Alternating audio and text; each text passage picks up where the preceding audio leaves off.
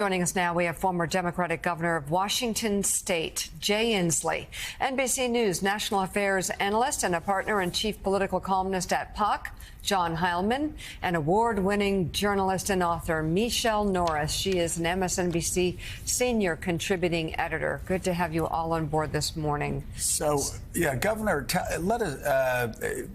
you have better insights on this than most about a lot of these grants that are being frozen.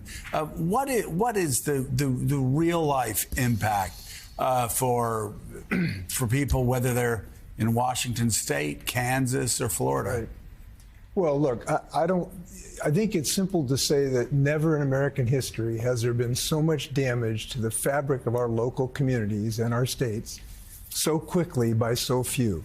One man has had a partial government shutdown, is what this is. 30% of our state budget comes from the federal government.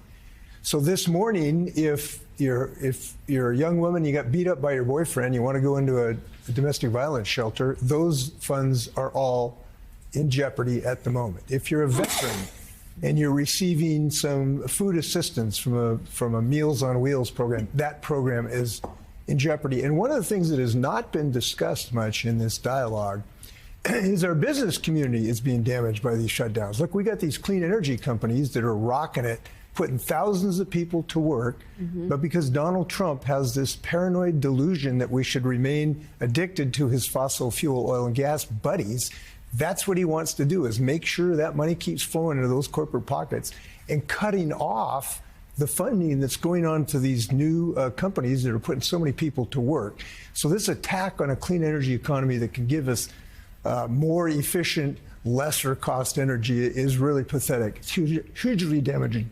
So, John, as we sort through all the incoming over the past week and a half, obviously we're seeing, for instance, yesterday, reports that Medicaid, the portal was shut down. That changed, that all of these foreign grants were going to be shut down. Marco Rubio backed off on a lot of that. Now we have these funding freezes being slowed down in the courts. I'm wondering your thoughts and whether the people that suggested this be implemented thought that most of these would face court challenges. But again, we're more interested in the action in flooding the zone, in overwhelming Democrats on the Hill. Well, Joe, I think one of the things that's really clear over the course of this last week is the extent to which not just Project 2025, but the totality of this period of time of the 4 years leading to the interregnum, so to speak, between Trump 1.0 and Trump 2.0 was spent doing careful, assiduous, strategic planning for what was going to happen here in these early days of the Trump administration by people who, whatever else you want to say about them, are not dumb. And I think the anticipation of court challenges, of administrative challenges, of challenges on the front of execution, and some of the pushback that they've gotten, which hasn't really been that much politically so far, all of that I think was anticipated. And to your point, I think people used to say during the first Trump administration that the cruelty was the point. I think now we understand that the cruelty and the chaos are both the points, and that from the standpoint of the people around Trump who are enacting this agenda, it's a heads they win, tails you lose operation here, right? They do these radical things. They make these radical proposals. Some of them survive. That's a win. And if they don't survive, they've achieved the other goal that they have, which is to destabilize destabilize the politics, move the Overton window, make people, put people on their back foot politically, and just keep creating this kind of atmosphere of chaos, which only serves Trump's interests, because when they come back with amended versions of some of these policies, they will be better than the initial proposals, but they will still be bad. Or from the standpoint of their opponents, they will still be cutbacks. There'll still be shifts, as I say, to the Overton window, where things that had previously been unthinkable will now not only be thinkable, but will have been achieved. There's no question, John, as I wrote earlier this week, that's the idea, is this of confusing Democrats and dispiriting Democrats. They won't know where to focus on. We did see yesterday, Michelle, some coalescing around this idea of these cuts, this freeze. Yeah. That really angered a lot of Democratic lawmakers. Some of them really have been biding their time, but they found their voice on this particular issue. And that's because it impacts real people across this country, red states and blue states alike. And even just a brief pause, the threat of a pause, upended so many lives. And it's important to remember that children are hungry in Kentucky and Tennessee and Mississippi, too. You know, women who are seeking shelter in all of those states, too. I'm keeping an eye on the governors of these states because it's easier for Donald Trump to put pressure on House and Senate members in the Republican Party. I think it may be harder for him to do that for some of these governors who are facing the same kind of chaos.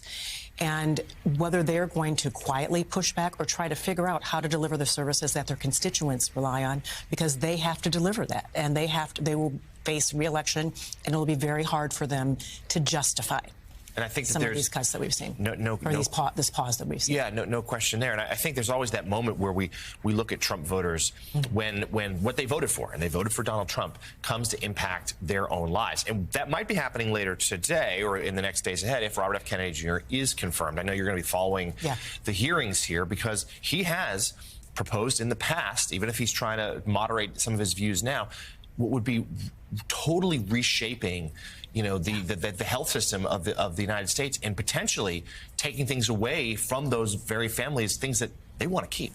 Well, and it's interesting. You and I both know people who have prepared folks for these Senate hearings. And this must have been a nightmare for that team because he has such a long record of things that he said on the record that are questionable, that some would even say are crazy, questioning vaccine efficacy, saying that people of color, black people in particular, should be on a different vaccine schedule because they allegedly are more immune to vaccines.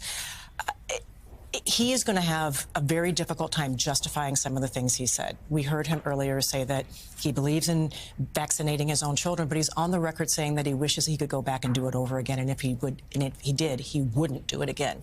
Let's think about the age of many of the people who are going to be in that room with him. Many of them are old enough to remember polio. Not in the abstract, but remember classmates who had polio. They understand there are outbreaks right now in this country of diseases that we are trying to get under control. The hospitals in this city, in Washington, D.C., have flu. We have people with the flu who are actually hospitalized right now. So when we talk about vaccines, the focus has been primarily on childhood vaccines.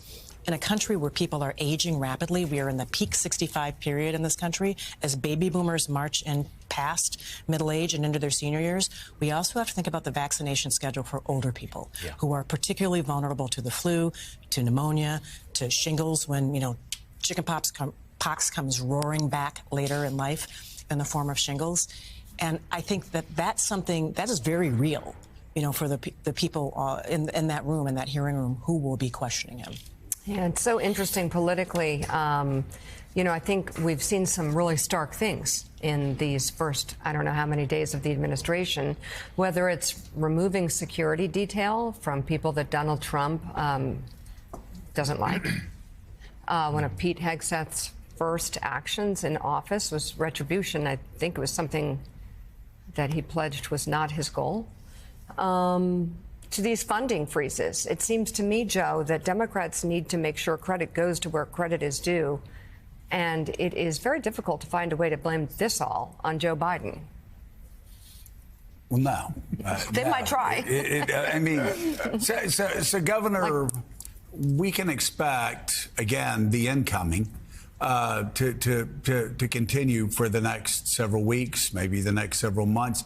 I'm curious, though, just 30,000-foot view of the political landscape. It's important, of course, to look at the election results and realize, it was 1.5 points nationally, and the swing states were pretty tight, the upper Midwest. Mm-hmm.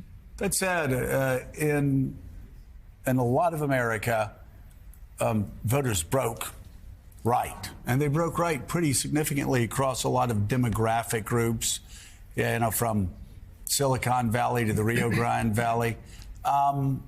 So what is a 30,000-foot look down over what went wrong with the Democratic Party, how they lost Middle America, and what they need to do moving forward.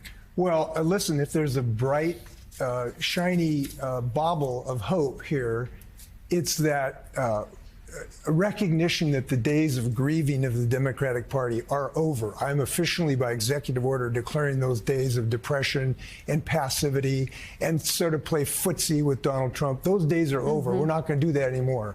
And if you're listening to this show and you're understanding the outrages that are going on, this is the day for you to, call League of Conservation Voters and give them a hand, or Planned Parenthood, or some other entity, and call a Republican congressman and give them holy hell for what they're doing here. This is not a moment to be in our cups anymore, feeling sorry for ourselves. This was a very narrowly decided election. We Democrats are different than Donald Trump. We respect the voters and recognize it and didn't stage an insurgency. But now is the time to get up there on our hind legs and confront this guy every single place we can. And frankly, my party's been just a little bit too passive and quiet in this regard. I'm sensing we've woken up in the last 24 hours. You hear the voices of Senator Patty Murray, who's fighting this. You're seeing our Attorney General, that's the first in the nation to get an injunction against this effort to take away birthright citizenship, which is clearly unconstitutional. I think you're seeing an awakening of a sleeping giant here, and we got to keep that giant active. So that's how I look at it from 30,000 feet. Rev? I think the governor's absolutely right. I think what I'm hearing all over the country on the ground is people want to know what the Democratic Party is going to stand for. They're going to choose a chairman on Saturday or Sunday, February 1st. And what is the game plan? You can't duck this. They have declared war on people with the freeze yesterday, with them going after DEI, with their going after really an assault on health care with nominating Robert F. Kennedy Jr. I mean, does somebody have to slap you in the face before you realize they are really wanting to fight you? Fight back. And I think that we've got to wake up our base, Democrats, in order to give them something to rally around. You can't expect the masses to create something themselves if you don't have the leadership that's willing to go in and fight and engage this. And I appreciate the governor's executive order. I hope we all follow it. Yes, absolutely.